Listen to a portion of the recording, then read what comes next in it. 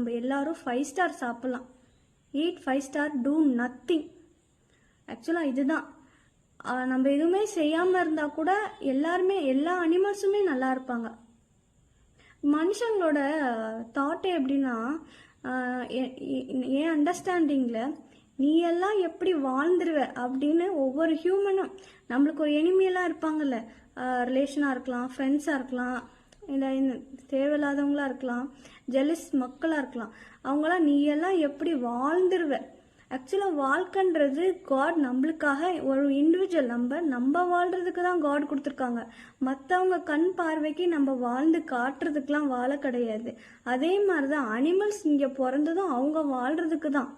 அது எப்படி நம்ம இந்த அனிமல் எப்படி வாழலாம், இந்த அனிமல் எப்படி வாழலாம், புழு எப்படி வாழலாம், இதுக்கெல்லாம் ஒரு அறிவு தான் இருக்குது, 2 அறிவு தான் இருக்குன்னு நம்ம யார் ஜட்ஜ் பண்ண?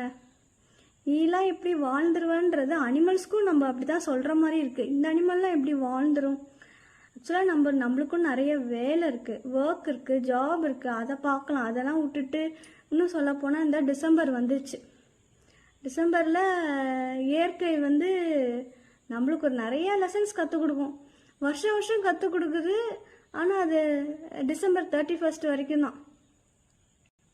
டிசம்பர் 1 எதுவுமே நடக்காத மாதிரி திருப்பியும் ஹாப்பி நியூ இயர் கொண்டாட போயிடுவோம். அப்புறம் மறந்துடும் அந்த டிசம்பரே. அந்த டிசம்பர் 1 டிசம்பர் 31 வரைக்கும் தான் இயற்கை நமக்கு சொல்லிக் கொடுக்குற டீச்சிங் லெசன்ஸ் எல்லாமே, அனுபவிக்கிறது எல்லாமே அந்த ஒரு மாதத்துலேயே முடிஞ்சிடும். அப்புறம் நம்ம நியூ இயர் எதுவுமே நடக்காத மாதிரி நம்ம போய் செலிப்ரேட் பண்ணிட்டு அந்த வருஷத்தையே கடந்து போயிடுவோம். இந்த இயற்கை என்ன பண்ண போகுதுன்னு தெரில. டிசம்பர் ரொம்ப நெருங்கி விட்டது. அதே மாதிரி ஆஸ் அ அனிமல் லவ்வராக நான் என்ன சொல்கிறேன்னா, இந்த டிசம்பருக்கு நாங்களும் தான் அஃபெக்ட் ஆகும். எங்கள் ஊர் ஏதோ ஒரு இடத்துல அஃபெக்ட் ஆகும்.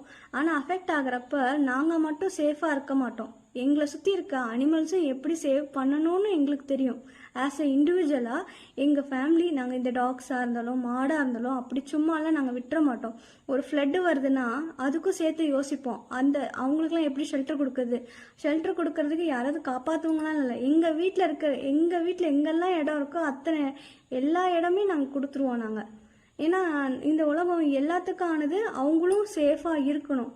நம்ம மில்க் மாடு மில்க் குடிக்க கவ் அந்த டீ காஃபி இதெல்லாம் குடிக்கிறோம். ஆனால் அவங்க நல்லா இருக்கணும்னு நம்ம நினைக்க கிடையாது. ஏன்னா நம்ம மாடு இல்லைல்ல, நம்ம காசு போட்டு வாங்காதனால அது நம்ம மாடு இல்லை.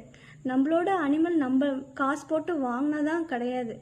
எல்லாரும் ஃப்ளட்டோ இல்லை எல்லாமே இருக்கிறப்ப அவங்களும் சேர்த்து காப்பாற்றணும்.